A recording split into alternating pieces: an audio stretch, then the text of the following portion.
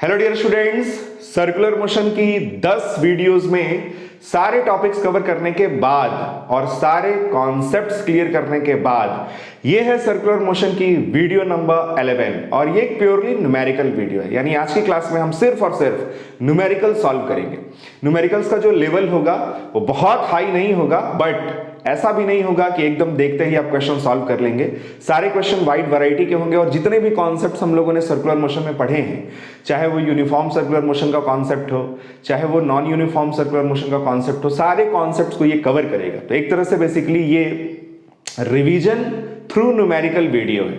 Numericals लगाएंगे, हर numerical में जो कॉन्सेप्ट इन्वॉल्व होगा उसके पीछे जो भी कहानी हम लोगों ने पढ़ी थी सारे वीडियोस में, वो मैं एक बार फिर से आपको बताऊंगा। तो आइए स्टार्ट करते हैं। पेन कॉपी लेके बैठना है, ये कोई कॉमेडी वीडियो नहीं है। आप चाहे तो क्वेश्चन समझाने के बाद वीडियो को पॉज करके खुद से भी ट्राई करके आप लगा के देख सकते हो कि आपने जो भी कॉन्सेप्ट्स पढ़े हैं उनको आप अप्लाई कर पा रहे हो या नहीं कर पा रहे हो। अगर आपको जेई या नीट लेवल के क्वेश्चंस देखने हैं तो फिर इसकी जो अगली वीडियो होगी यानी सर्कुलर मोशन का वीडियो नंबर 12 उसे आप देखना। बट मैं यही रिकमेंड करूंगा आपको कि ये वीडियो भी और इसमें जो भी क्वेश्चंस है वो भी आपको देखने चाहिए और ये परखना चाहिए कि आपका सर्कुलर मोशन की जो अंडरस्टैंडिंग है वो कैसी है। So let us start with the question number 1। Question number 1 क्या है पहले मैं आपको समझाता हूं, फिर आप चाहे तो वीडियो पॉज करके खुद से एक बार ट्राई कर सकते हैं। If AC is centripetal acceleration, AC centripetal acceleration हो and AT is tangential acceleration, अगर AC centripetal acceleration और AT tangential acceleration हो, then in uniform circular motion, यानी यूनिफॉर्म सर्कुलर मोशन में क्या होता है। चार कंडीशंस दी गई हैं चारों ऑप्शंस में और हमें बताना है कि यूनिफॉर्म सर्कुलर मोशन में क्या होता है। तो सर्कुलर मोशन दो तरह का होता है, यूनिफॉर्म सर्कुलर मोशन और non uniform circular motion. Uniform circular motion क्या होता है, उसमें ऑब्जेक्ट की जो स्पीड है वो हमेशा कांस्टेंट मेंटेन रहती है। और नॉन यूनिफॉर्म सर्कुलर मोशन में क्या होता है, ऑब्जेक्ट की स्पीड वेरी करती है, या तो ऑब्जेक्ट की स्पीड बढ़ेगी या फिर ऑब्जेक्ट की स्पीड घटेगी। नॉन यूनिफॉर्म सर्कुलर मोशन का सबसे अच्छा एग्जांपल है vertical circular motion. Vertical circular motion में अगर आप स्ट्रिंग से किसी भी ऑब्जेक्ट को बांध के वर्टिकल सर्किल में ऐसा सर्कुलर मोशन करवाते हैं तो उसका जो सर्कुलर मोशन है वो नॉन यूनिफॉर्म सर्कुलर मोशन होता है। अलग अलग पॉइंट पे स्पीड अलग अलग होती है, अलग अलग पॉइंट पे स्ट्रिंग में टेंशन अलग अलग होता है और उसकी एक अपनी एक अलग कहानी है। उससे मैंने 3-4 वीडियोस बनाई थी जिसमें अलग अलग केस में उसका मोशन कैसा कैसा होगा सारा कुछ हम लोगों ने डिस्कस किया था। फिलहाल वापस इस क्वेश्चन पे आते हैं। दुनिया में किसी भी तरह का सर्कुलर मोशन हो उसमें सेंट्रीपिटल फोर्स या फिर सेंट्रीपिटल एक्सेलरेशन लगता ही लगता है। बिना सेंट्रीपिटल फोर्स के इस दुनिया में कभी भी किसी भी ऑब्जेक्ट का सर्कुलर मोशन पॉसिबल नहीं है। तो AC तो लगेगा ही लगेगा, चाहे मोशन यूनिफॉर्म सर्कुलर मोशन हो चाहे नॉन यूनिफॉर्म सर्कुलर मोशन हो, यानी AC कभी भी जीरो नहीं हो सकता।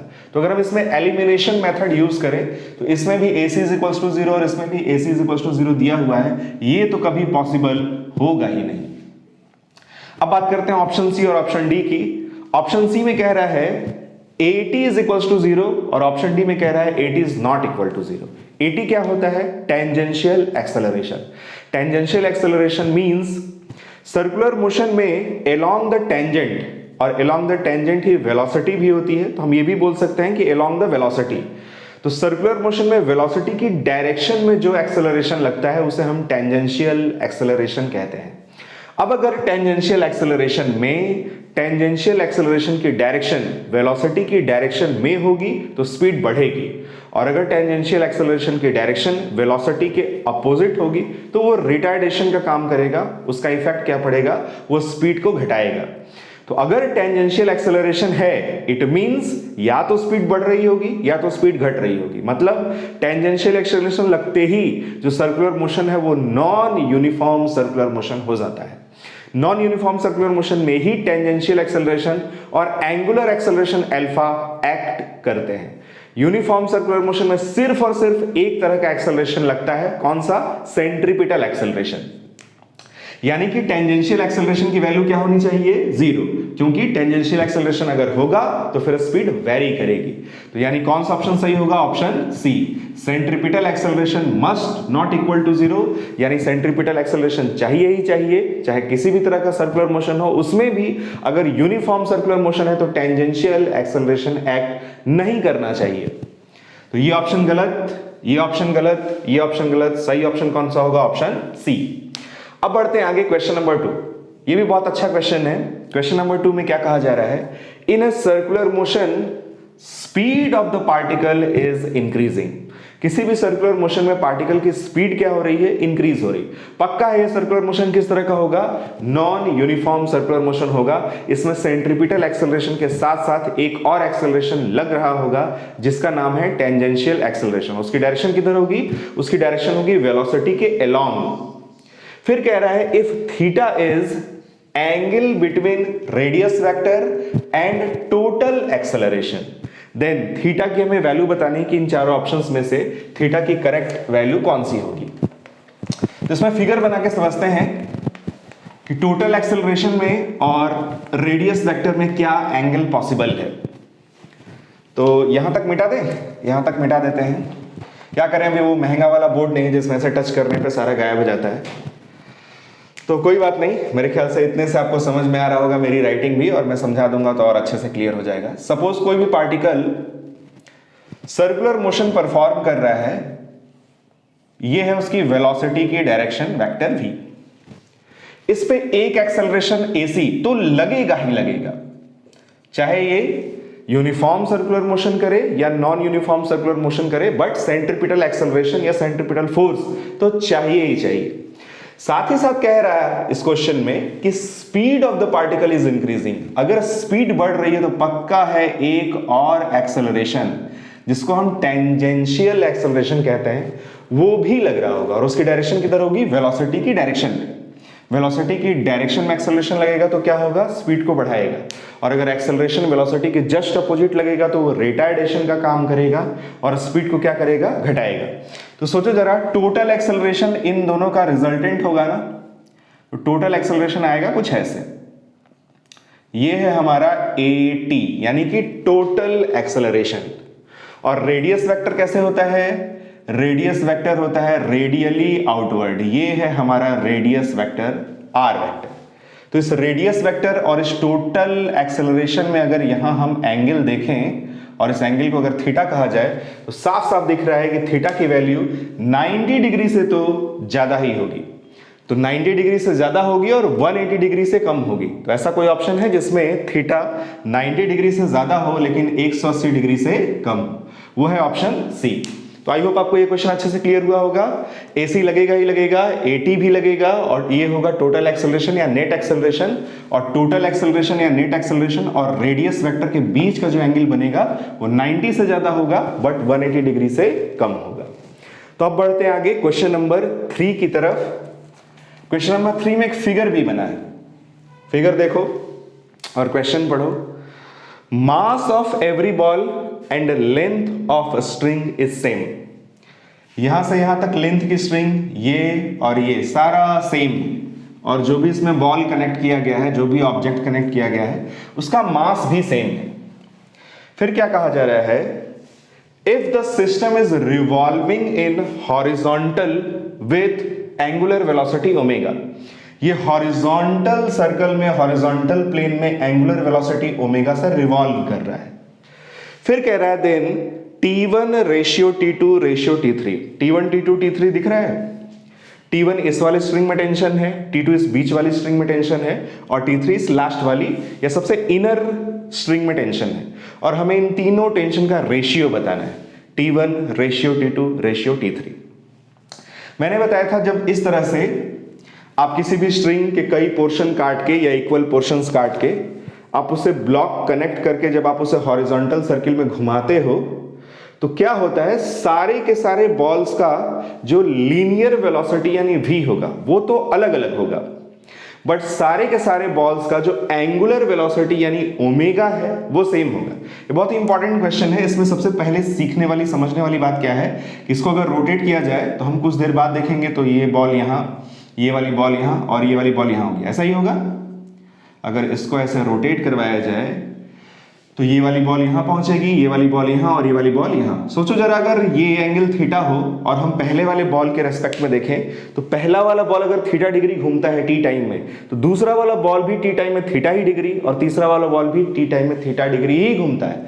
इसलिए सभी बॉल्स का जो ओमेगा है वो सेम होगा। But v is equals to आपने पढ़ा होगा r ओमेगा, इसका रेडियस कम है, इसकी रेडियस ज्यादा है, इसका रेडियस सबसे ज्यादा है, तो लीनियर वेलोसिटी इसकी ज्यादा होगी, इसकी उससे कम होगी, इसकी सबसे कम होगी, बट एंगुलर वेलोसिटी ओमेगा सबका सेम होगा। तो पहली सीखने वाली चीज क्या मिली कि इस तरह के मोशन में सभी पार्टिकल्स का, सभी बॉल्स का जो ओमेगा है वो क्या होता है, सेम होता है। अब हमें स्ट्रिंग में टेंशन निकालना है। अब देखो टेंशन कैसे फाइंड आउट करेंगे। टेंशन फाइंड आउट करने के लिए सबसे पहले चलते हैं सबसे लास्ट वाले बॉल के पास। स्ट्रिंग की लेंथ L मान लेते हैं, फिर एक बॉल कनेक्ट की, ये भी L, फिर एक बॉल कनेक्ट की, ये भी L। इस स्ट्रिंग में टेंशन कितना है, T1। अगर इसके लिए हम ये फॉर्मूला लगाएं Fc is equals to mr omega square. Centripetal force के कई सारे फॉर्मूले होते हैं, उनमें से यहां कौन सा फॉर्मूला चूज करेंगे जिसमें ओमेगा हो, क्योंकि सभी पार्टिकल्स का ओमेगा क्या है, सेम है। तो Fc की जगह कौन सा फोर्स इसके सर्कुलर मोशन के लिए नेसेसरी सेंट्रीपिटल फोर्स देगा। अगर ये हॉरिजॉन्टल प्लेन में घूम रहा है तो इसका सर्कुलर मोशन ऐसे होगा, इसका सर्कुलर मोशन ऐसे होगा और वैसे ही इसका सर्कुलर मोशन होगा। तो सर्कुलर मोशन में सेंटर ये रहा, रेडियस होगी L प्लस L यानी 3L, और जो फोर्स सेंटर की तरफ लग रहा है वो है स्ट्रिंग का टेंशन T1। एक बात और, इस तरह के क्वेश्चन में अगर किसी स्ट्रिंग से किसी भी बॉल को या कई सारे बॉल्स को, जैसा कि इस क्वेश्चन में दिया गया है, कनेक्ट करके हॉरिजॉन्टल सर्किल में घुमाया जाए तो ऐसा तभी पॉसिबल है जब वो स्पेस ग्रेविटी फ्री स्पेस हो। अगर ग्रेविटी होगी तो m मास के ब्लॉक पे, m मास के इस बॉल पे mg भी लगेगा और mg की वजह से ये जो बॉल है वो नीचे आ जाएगा, क्योंकि कोई भी फोर्स यहाँ mg को बैलेंस करने वाला नहीं है, इसलिए स्ट्रिंग कभी भी हॉरिजॉन्टल सर्कुलर मोशन नहीं कर सकती। तो अगर ये पूरा सिस्टम हॉरिजॉन्टल सर्कुलर मोशन कर रहा है या हॉरिजॉन्टल प्लेन में घूम रहा है तो पक्का है ये स्पेस ग्रेविटी फ्री स्पेस होगा। क्वेश्चन में ये कभी कभी मेंशन किया भी जाता है, कभी कभी नहीं भी किया जाता है। नहीं किया जाएगा तो आपको खुद से सोचना होगा कि ऐसा तभी पॉसिबल है जब स्पेस कैसा हो, ग्रेविटी फ्री स्पेस। तो यहाँ हमें mg वगैरह नहीं लगाना, सिर्फ एक ही फोर्स लगेगा T1, वो होगा सेंटर की तरफ, वही नेसेसरी सेंट्रीपिटल फोर्स देगा। तो क्या लिखेंगे, T1 is equals to m, r कितना होगा 3L इंटू ओमेगा स्क्वायर। यहां से हमें T1 की वैल्यू मिलेगी 3ml ओमेगा स्क्वायर। कोई डाउट नहीं है। T1 निकल गया, उसी तरह से हमें फिर T2 निकालना होगा, फिर T3 निकालना होगा, फिर रेशियो निकालना होगा। इसका एक शॉर्ट ट्रिक भी होता है। शॉर्ट ट्रिक मैं यहां नहीं बताऊंगा, शॉर्ट ट्रिक के लिए आपको एक छोटा रिचार्ज की मेरी वीडियो देखनी होगी, आपको आई बटन पे भी मिल जाएगा और लास्ट में जो वीडियोस पॉपअप होते हैं उनमें भी एक में मैं उस वीडियो को डाल दूंगा और डिस्क्रिप्शन में भी डाल दूंगा। अब देखो, अगर इस वाले ब्लॉक के लिए देखा जाए तो यहां स्ट्रिंग में टेंशन T2 और यहां स्ट्रिंग में टेंशन T1। मैंने बताया था कभी भी सर्कुलर मोशन में फोर्सेस अलोंग रेडियल लाइन कभी भी बैलेंस नहीं होते, कभी भी T1 और T2 आपस में बैलेंस नहीं होंगे। इनफैक्ट ये T2 वाला फोर्स ज्यादा होगा, T1 वाला फोर्स कम होगा। नेट फोर्स जो बनेगा वही इसके सर्कुलर मोशन के लिए नेसेसरी सेंट्रीपिटल फोर्स देगा। तो दूसरे वाले पार्टिकल के लिए हम क्या लिखेंगे, T2 माइनस T1, ये हुआ नेट फोर्स किधर, towards the centre, is equals to mass same है। इसका रेडियस कितना होगा, इसका रेडियस कितना होगा 2L into omega square. T1 की वैल्यू यहां से अगर पुट कर दी जाए तो T2 की वैल्यू हमें मिल जाएगी 2ml ओमेगा स्क्वायर, और ये उधर जाएगा 3ml ओमेगा स्क्वायर जुड़ेगा, ये आएगा 5ml ओमेगा स्क्वायर। T2 भी निकल गया। फिर वैसे ही T3 निकालते हैं। T3 निकालने के लिए इस वाले ब्लॉक को देखा जाए तो यहां स्ट्रिंग में टेंशन T3 और यहां tension T2। Tension always acts away from the body. इस पे towards the centre net force क्या होगा, ये होगा T3 minus T2 is equals to m। इसका सर्कुलर ट्रैक का रेडियस कितना है L इंटू ओमेगा स्क्वायर। यहां से T3 की वैल्यू हमें मिलेगी, इस T2 को अगर उधर भेजा जाए और T2 की वैल्यू पुट कर दी जाए 5ml ओमेगा स्क्वायर, तो 5ml omega square plus ml omega square, ये टोटल आएगा 6ml ओमेगा स्क्वायर। अब हमें रेशियो चाहिए। रेशियो निकालने के लिए क्या करेंगे, T1 ratio T2 ratio T3। Ratio निकालने में कॉमन चीजें कट जाती हैं, पता ही होगा आपको। तो ml ओमेगा स्क्वायर सभी में है, कैंसिल हो जाएगा, फाइनली आएगा 3:5:6। है कोई ऐसा ऑप्शन 3:5:6? ये है ऑप्शन नंबर सी। अब आगे बढ़ते हैं क्वेश्चन नंबर 4 की तरफ। क्वेश्चन नंबर 4 आपको इस तरह के क्वेश्चन बहुत सारे बुक्स में मिले होंगे और कई सारे कॉम्पिटिटिव एग्जाम्स में भी पहले पूछे जाते थे। अब तो घिसा पिटा सा क्वेश्चन हो गया है, तो अब तो नहीं आते। क्वेश्चन में क्या कह रहा है, an object is moving with uniform speed v0। Uniform speed से मूव कर रहा है, मतलब पक्का है इसका जो सर्कुलर मोशन है वो कैसा होगा, यूनिफॉर्म सर्कुलर मोशन होगा। फिर क्या कह रहा है, find change in velocity from A to B. A से बी तक जाने में हमें क्या करना है, चेंज इन वेलोसिटी कैलकुलेट करना है।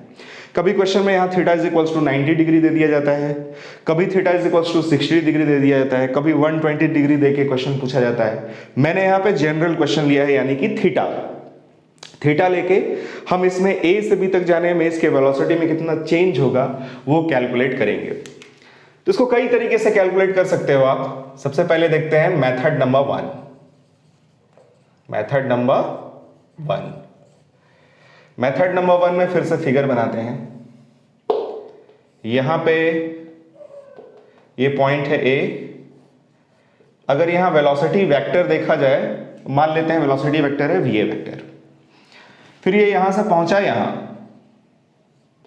ये एंगुलर डिस्प्लेसमेंट हुआ थीटा, ये पॉइंट है बी। यहां पे वेलोसिटी वेक्टर मान लेते हैं vb वेक्टर। सिंस हर जगह इसकी स्पीड सेम है, स्पीड कांस्टेंट है, so we can write va vector का mod is equals to vb vector का mod is equals to v0।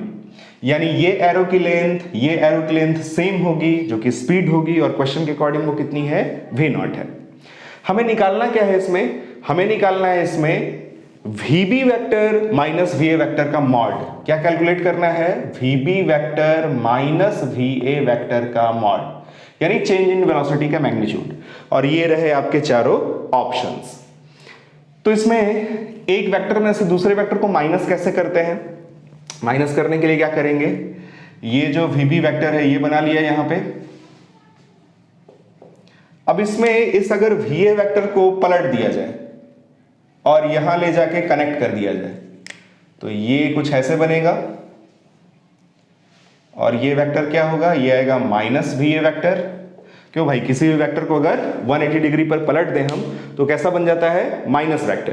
तो ये हो गया माइनस va वेक्टर। अब अगर हम पैरेललोग्राम लॉ लगाएं, और पैरेललोग्राम लॉ लगाने से फिर इसका हम डायगोनल की लेंथ कैलकुलेट करें, तो ये क्या होगा, ये इन दोनों वेक्टर का सम होगा, vb vector plus minus va vector, that means vb vector minus va vector. तो हमें यही कैलकुलेट करनी है, इस एरो की लेंथ कैलकुलेट करनी है। उसके लिए हमें इन दोनों वेक्टर के बीच का एंगल पता होना चाहिए। एंगल कैसे पता करेंगे, देखो ध्यान से, इसको पीछे बढ़ा देते हैं। मैंने आपको सिखाया था जो एंगल दो लाइंस के बीच में होता है, वही एंगल उन दोनों लाइंस की म्यूचुअली परपेंडिकुलर लाइंस के भी बीच में होता है। साथ ही साथ दो वेक्टर के बीच का एंगल हमेशा उनकी डायरेक्शन के बीच में से लिया जाता है। ये है va वेक्टर, ये है हमारा माइनस va वेक्टर। हमें vb वेक्टर और माइनस va वेक्टर के बीच का एंगल, यानी ये वाला एंगल चाहिए। अब इसमें हम क्या कॉन्सेप्ट लगाने वाले हैं, जो एंगल दो लाइंस के बीच होता है, अगर इसको O कहा जाए तो यहां एंगल थीटा किन दो लाइंस के बीच में है, OA और OB के बीच में।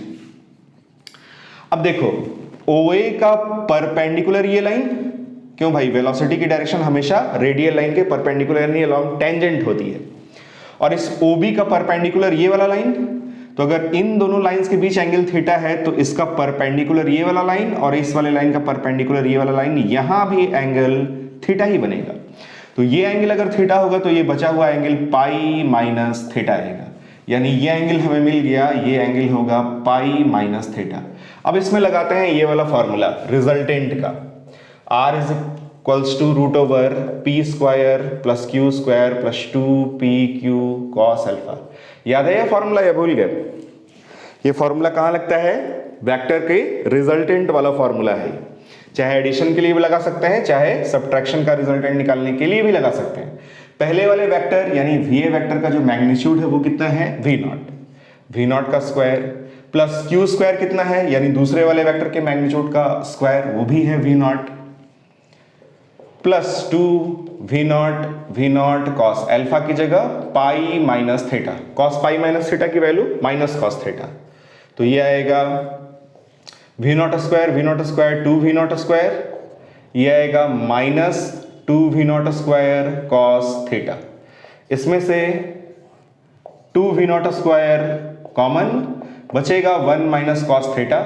1 माइनस कॉस थीटा का जब आप हाफ एंगल वाला फॉर्मूला लिखोगे 2 V not square 1 minus minus plus 2 sine square theta by 2, यही होता है फॉर्मूला। 1 से 1 भी कैंसिल, मल्टीप्लाई करेंगे और स्क्वायर रूट लेंगे, तो 2 इंटू 2 4, उसका स्क्वायर रूट आया 2, V नॉट स्क्वायर है उसका square root V naught, sine square है इसका square root sine theta by 2। है ऐसा कोई option? 2 V naught sine theta by 2, अरे वाह, ऑप्शन ए ही है।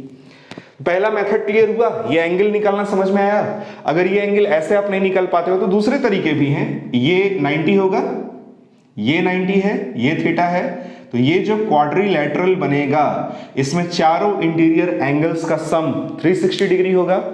360 डिग्री में से 90 प्लस 90 180 माइनस करा आपने, 180 बचा, और थीटा और माइनस कर दिया आपने, तो 180 माइनस थीटा ये वाला एंगल बच गया, आपको मिल जाएगा। तो ऐसे भी आप एंगल निकाल के इस क्वेश्चन को सॉल्व कर सकते हैं। अब आगे बढ़ते हैं। इसी का मैं आपको एक और मेथड बताता हूं जो मेरे ख्याल से थोड़ा इससे आसान मेथड है। इसमें हो सकता है एंगल वगैरह निकालने में आप अटक जाओ। दूसरा मेथड भी है, ऐसा नहीं है। फिजिक्स में एक क्वेश्चन को हम कई मेथड से सॉल्व कर सकते हैं, बस कंसेप्ट क्लियर होना चाहिए और उसे लगाना आना चाहिए। देखो इसको और कैसे सॉल्व कर सकते हैं। फिर से ये है हमारा पॉइंट A, यहां वेलोसिटी VA, यहां ये पॉइंट है B, यहां वेलोसिटी VB, ये एंगल है थीटा। अगर इसमें इसकी एक बाइसेक्टिंग लाइन खींची जाए तो ये एंगल थीटा बाई 2, ये एंगल भी थीटा बाई 2। यहां एक हॉरिजॉन्टल लाइन खींची जाए, यहां भी एक हॉरिजॉन्टल लाइन खींची जाए। जो एंगल दो लाइंस के बीच होता है वही उनकी परपेंडिकुलर लाइंस के भी बीच बनता है। इस वर्टिकल का परपेंडिकुलर हॉरिजॉन्टल, रेडियल लाइन का परपेंडिकुलर टेंजेंशियल लाइन, ये एंगल भी थीटा बाई 2 होगा। वैसा ही यहां ये एंगल भी थीटा बाई 2 होगा। VA वेक्टर का मॉड, VB वेक्टर का मॉड सेम है, किसके इक्वल है? V नॉट के इक्वल है। हमें निकालना क्या है? हमें निकालना है VB vector minus VA vector का मॉड। सोचो जरा, अगर इसका हम दो कंपोनेंट करें तो एक कंपोनेंट हमें मिलेगा कॉस वाला, क्या होगा? VB cos theta by 2। एक कंपोनेंट यहां मिलेगा VB sin थीटा बाई 2। कोई डाउट नहीं है इसमें? वैसे ही अगर इसका कंपोनेंट करें तो एक कंपोनेंट यहां होगा VA cos theta by 2, perpendicular direction में कंपोनेंट होगा VA sin थीटा बाई 2। इसमें भी कोई डाउट नहीं है।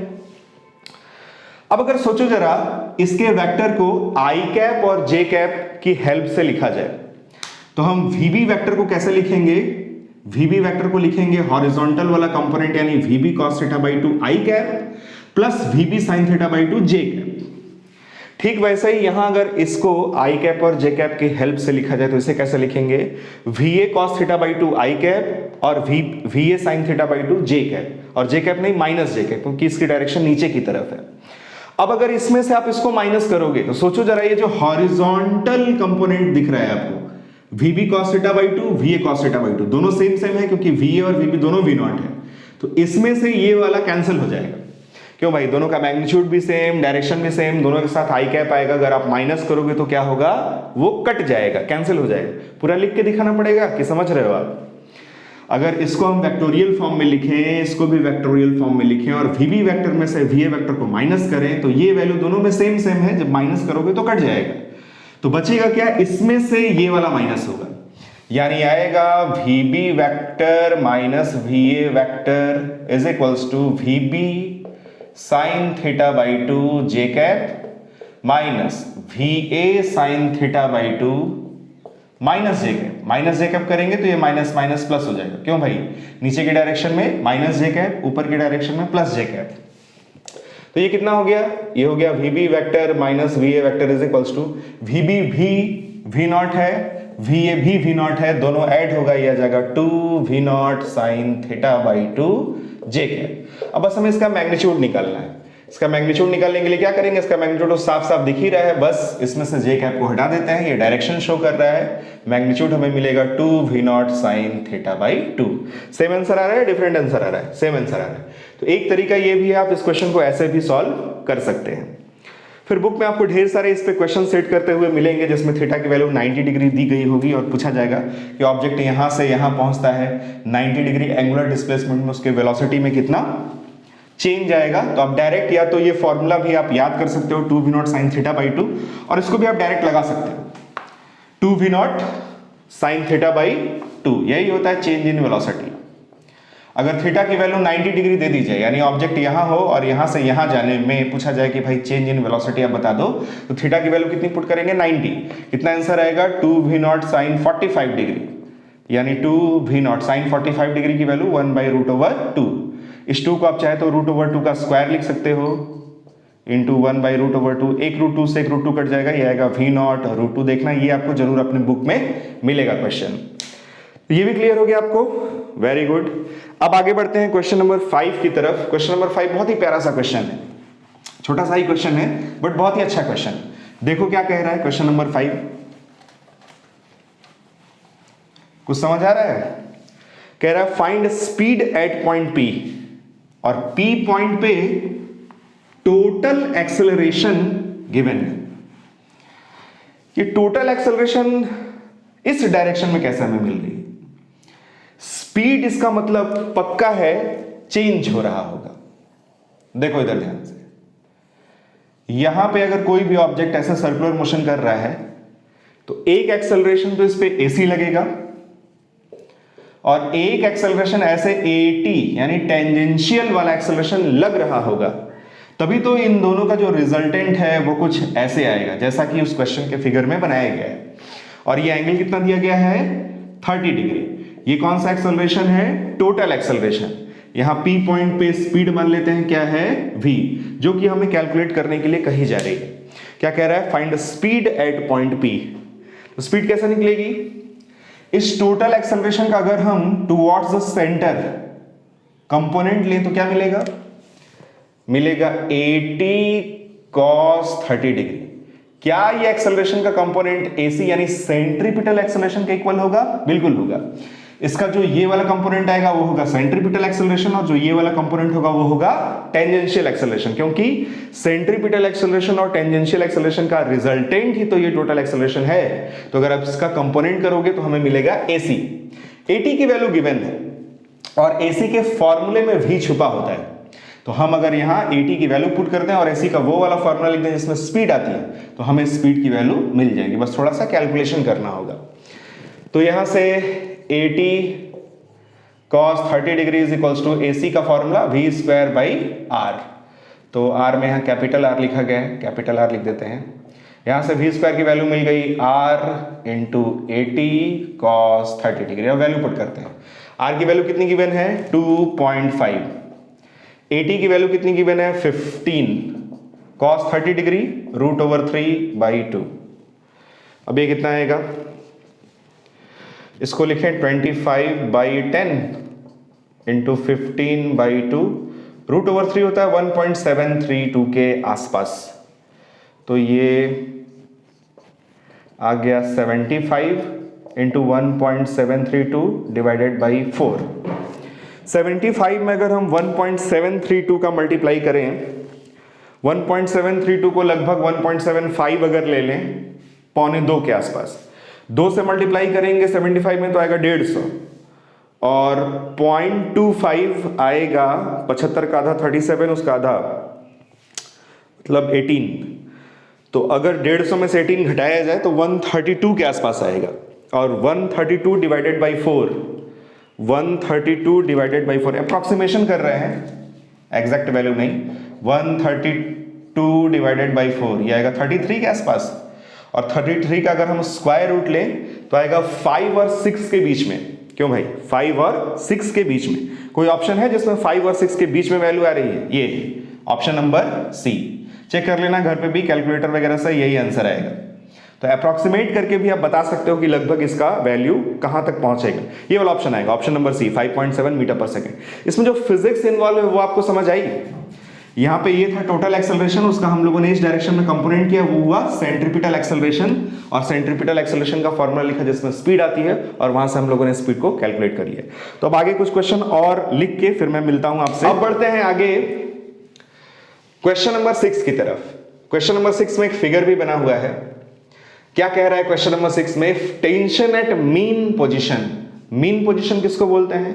किसी भी ऑस्किलेटरी मोशन में ये वाली जो पोजीशन होती है, यानी जब स्ट्रिंग वर्टिकल होती है, उसी पोजीशन को मीन पोजीशन या फिर पोजीशन ऑफ इक्विलिब्रियम भी बोला जाता है। फिर कह रहा है कि अगर मीन पोजीशन में टेंशन वेट का 3 टाइम्स हो, वेट कितना होता है?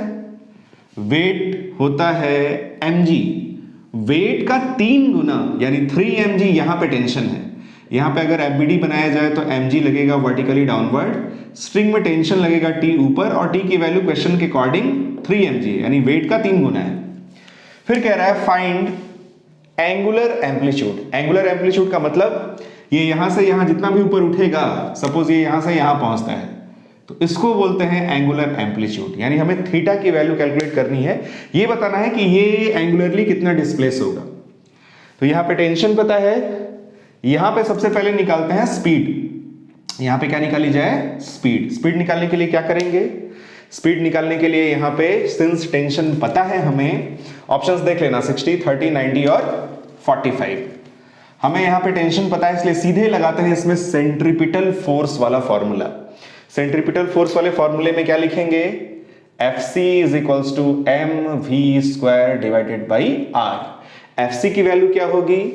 T minus mg। Radial line के लॉन्ग दो फोर्सेस लग रहे हैं, एक फोर्स लग रहा है रेडियली इनवर्ड T और एक फोर्स लग रहा है रेडियली आउटवर्ड mg। मैंने कहा था सर्कुलर मोशन में कभी भी forces along radial line balance नहीं हो सकते, हमेशा forces along radial line unbalance होते हैं। भीतर वाला फोर्स बाहर वाले फोर्स से हमेशा ज्यादा होता है, तभी तो इसे नेट फोर्स भीतर की तरफ मिलेगा और इसके सर्कुलर मोशन के लिए सेंट्रीपिटल फोर्स मिल पाएगा। तो T माइनस mg बना net force towards the centre, ये होगा centripetal force is equals to mv² divided by r। T की वैल्यू 3 mg माइनस mg कितना होगा? 2 mg। तो ये आएगा 2 mg is equals to mv² divided by r। T की वैल्यू पुट कर दी, T की वैल्यू 3 mg रखा, 3 mg माइनस mg कितना हो गया? 2 mg। m से m कैंसिल, यहां से v की वैल्यू हमें मिलेगी 2rg का स्क्वायर रूट, यानी यहां पे स्पीड हमें मिल गई एग्जैक्टली 2rg के इक्वल।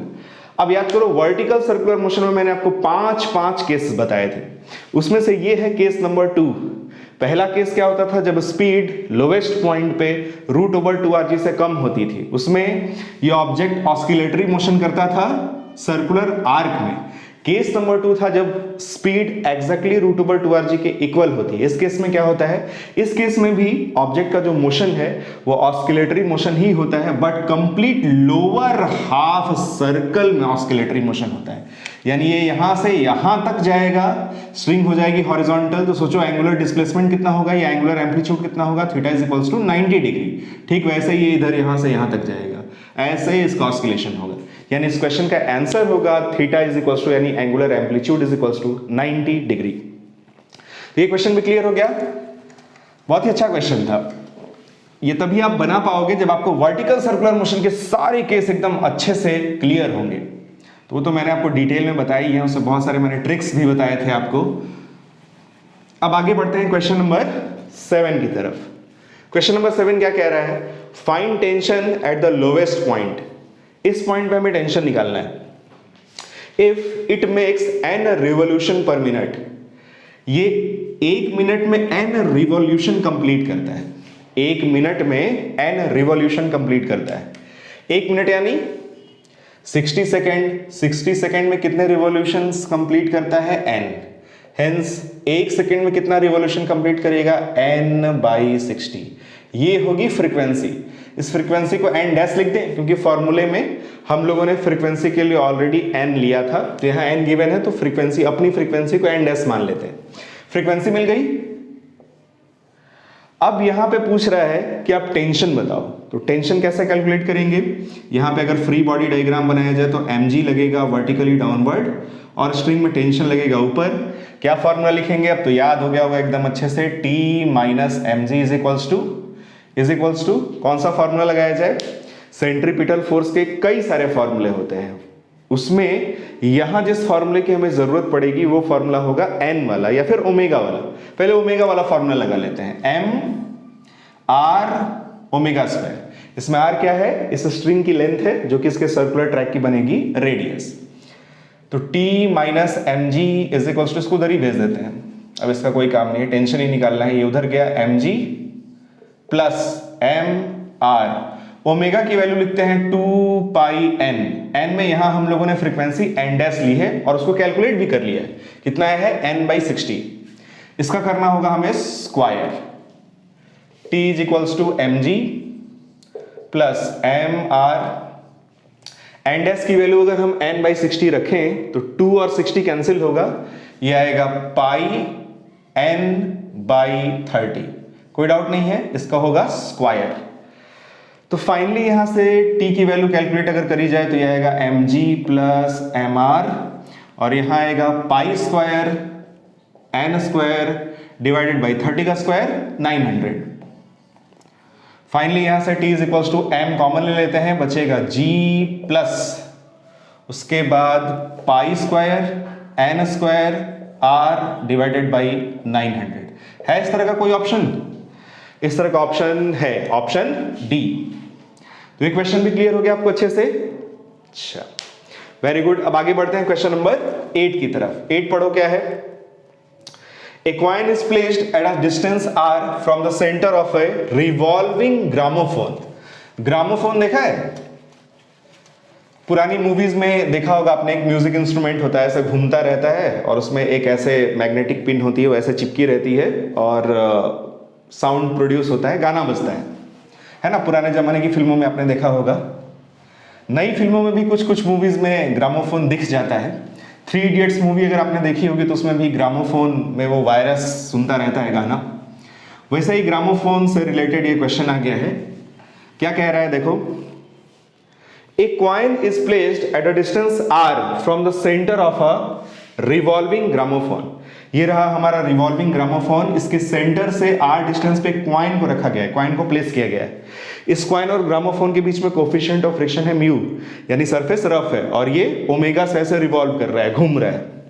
फिर क्या कह रहा है, coin will revolve with gramophone if r की हमें 4 ऑप्शंस में वैल्यूज दी गई हैं। ये वैल्यू नहीं है, ये बेसिकली रेंज है कि r की value mu G by omega square के बराबर या फिर उससे ज्यादा कुछ भी पॉसिबल हो सकती है। ये क्या कह रहा है, ये भी एक रेंज है कि r की value mu G by omega square से कम या उसके बराबर कुछ भी पॉसिबल हो सकती है। तो ये बेसिकली किसका क्वेश्चन है, ये सर्कुलर मोशन प्लस फ्रिक्शन का क्वेश्चन है। इसको सॉल्व करते हैं। यह है हमारा इस तरह से ग्रामोफोन रिवॉल्व कर रहा है एंगुलर वेलोसिटी ओमेगा से, इसके सेंटर से r डिस्टेंस पे हमने रखा एक कॉइन। अब बैठ जाते हैं इसी कॉइन पे और लगाते हैं इसमें सेंट्रीफ्यूगल फोर्स का कॉन्सेप्ट। तो इस पे सेंट्रीफ्यूगल फोर्स लगेगा, उसकी वैल्यू होगी m r ओमेगा स्क्वायर, जहां m क्या है, उस कॉइन का मास है। अब इसमें जैसे ही इस पे बाहर की तरफ सेंट्रीफ्यूगल फोर्स लगेगा, इस पे इधर लगना शुरू हो जाएगा Fs, यानी कि स्टैटिक फ्रिक्शन। स्टैटिक फ्रिक्शन की value M R omega square के इक्वल होगी, तो ये जो कॉइन है वो बैलेंस्ड रहेगा। इस ऑब्जर्वर के रेस्पेक्ट में कॉइन रेस्ट स्टेट में होगा। So Fs is equals to होगा M R omega square. Fs is equals to हमें मिलेगा क्या, एम आर ओमेगा स्क्वायर। अब सोचो जरा, अगर इस r की वैल्यू को बढ़ाया जाए, इस r की वैल्यू को क्या किया जाए, बढ़ाया जाए। शुरू में r अगर कम है तो ये वैल्यू भी कम होगी, स्टैटिक फ्रिक्शन भी कम होगा। थोड़ा सा कॉइन को और आप आगे प्लेस करोगे, r की वैल्यू बढ़ेगी, r की वैल्यू बढ़ेगी तो एम आर ओमेगा स्क्वायर बढ़ेगा, तो Fs भी बढ़ेगा। r बढ़ाते बढ़ाते बढ़ाते बढ़ाते इतना बढ़ा दो कि Fs बढ़ते बढ़ते कहां तक पहुंच जाए, Fs मैक्स तक। तो बताओ, अच्छा यही वो पर्टिकुलर डिस्टेंस होगी ना जहां तक इस कॉइन को हम प्लेस कर सकते हैं जिससे कि वो इस ग्रामोफोन के साथ रिवॉल्व होगा। अब आपने आर जहां थोड़ा सा और आगे बढ़ाया, सेंट्रीफ्यूगल फोर्स ज्यादा हो जाएगा, एफएस तो बढ़ते बढ़ते एफएस मैक्स तक ऑलरेडी पहुंच चुका था, अब ये कॉइन ऐसे स्किड कर जाएगा। यही आर मैक्स की वैल्यू हमें कैलकुलेट करनी है, जो कि यहाँ ऑप्शन में सिर्फ आर लिखी गई है, तो यहाँ मैं आर ही लिख देता हूँ। एफएस मैक्स की value mu into N, N की value M G is equals to M R omega square, M से एम कैंसिल, आर की जो वैल्यू आएगी वो होगी mu G divided by omega square, but R is equals to mu G by omega square नहीं होगा। Question में कह रहा है कि आर का वो पूरी वैल्यूज की रेंज बताओ जिसके लिए कॉइन इस ग्रामोफोन के साथ रिवॉल्व कर सकता है। तो आर की वैल्यू अगर इससे कम या इसके इक्वल होगी, किसके, mu G by omega square के, तो अगर आर की वैल्यू ये आई, इससे आप कॉइन पहले कहीं भी रखोगे तो फ्रिक्शन एफएस मैक्स नहीं होगा, स्टैटिक फ्रिक्शन होगा, और आराम से स्टैटिक फ्रिक्शन सेंट्रीफ्यूगल फोर्स को बैलेंस कर लेगा, और ये जो कॉइन है वो स्किड नहीं करेगा, वो इस ग्रामोफोन के साथ रिवॉल्व होगा। यानी सही आंसर क्या होगा, आर लेस देन और equal to mu G by omega square. है कोई ऑप्शन? ये रहा ऑप्शन सी। शुरू से भी आप लगा सकते हो कि जो फ्रिक्शन की वैल्यू है, इस फ्रिक्शन की वैल्यू ऐसे भी सॉल्व कर सकते हो कि ये जो सेंट्रीफ्यूगल फोर्स है एम आर ओमेगा स्क्वायर, इसकी वैल्यू हमेशा छोटी या बराबर होनी चाहिए एफएस मैक्स से, और इस कंडीशन को जब आप लेके सॉल्व करोगे तो सीधे सीधे आप यहां पहुंचोगे और डायरेक्ट ये आंसर आ जाएगा। और ये जो तरीका था वो लॉजिकल तरीका था, दोनों तरीके अपने आप में सही है, जैसे आपको अच्छा लगे, जैसे आपको कंफर्टेबल फील हो, वैसे आप क्वेश्चन को सॉल्व कर सकते हैं। तो अब आगे बढ़ते हैं क्वेश्चन नंबर 9 की तरफ। 9 नंबर का क्वेश्चन क्या है, पहले क्वेश्चन आपको समझाते हैं। क्वेश्चन समझने के बाद मैंने इसमें एक बड़ा शानदार ट्रिक भी बताया था आपको, जो कि शायद आपको इधर उधर कहीं और नहीं मिलेगा।